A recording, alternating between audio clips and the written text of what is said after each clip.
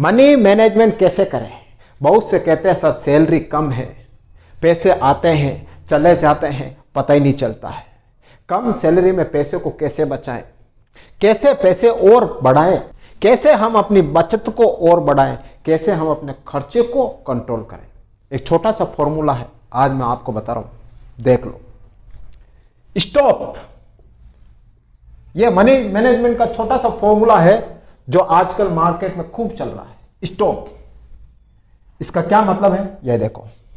सबसे पहले है एस, स्टॉप। स्टॉप यानी रुको। जैसे आपके खाते में सैलरी आती है 1 तारीख को, तो रुकना, पैसे आते तुरंत खर्च मत कर देना। बहुत से लोगों की आदत होती है पैसे आते तुरंत खर्च कर देते, यहां लगा देते वहां लगाते कर देते, और 15 या 20 तारीख तक तो उनके खाते में बिल्कुल बैलेंस नहीं रहता, शून्य हो जाता। ऐसा मत करना।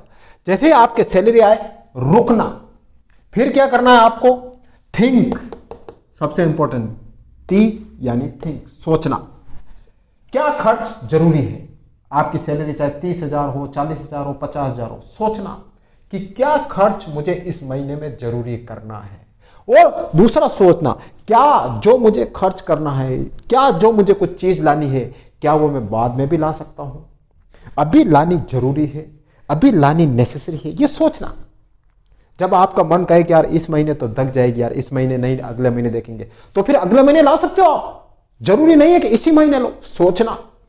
फिर देखो किस जरूरी चीज के लिए पैसा बचाना है, आपको यह भी करना है कि फ्यूचर में मुझे किस जरूरी चीज के लिए पैसा बचाना है, यह सोचना। बच्चों की पढ़ाई के लिए बचाना है, बच्चों के शादी के लिए बचाना है, या बच्चों के मेडिकल इमरजेंसी के लिए बचाना है। यह सोचना कि क्या जरूरी चीज है जिसके लिए मुझे पैसा बचाना है, तो सबसे पहले उसके लिए पैसा निकाल देना। फिर जो जरूरी चीज नहीं है उसको बाद में खर्च करना, और जो जरूरी है उसको खर्च करना। फिर देखो आप थर्ड ओ यानी ऑर्गेनाइज, मतलब पैसे को संभालना। सैलरी आ गई आपके अंदर, तो अब उस पैसे को संभालना है, आपको मैनेज करना है कि कब कैसे क्या खर्च करना। देखो आप सबसे पहले उसको पैसे को आप 3 भागों में बांट देना। 30,000 40,000 जो भी है उसके 3 हिस्से कर देना। पहला बचत, सबसे पहले काम यही करना, पैसा आते ही बचत पहले निकाल देना, दूसरी चीजें बाद में। आप ऐसा करना कि ऑटो डेबिट वाला सिस्टम भी कर सकते हो। सैलरी आते ही बचत का पैसा आपके खाते में कट जाएगा, फिर बचेगा जो पैसा आपको दिखेगा, हाँ यार मेरे खाते में इतना पैसा पड़ा है, अब मुझे क्या करना है।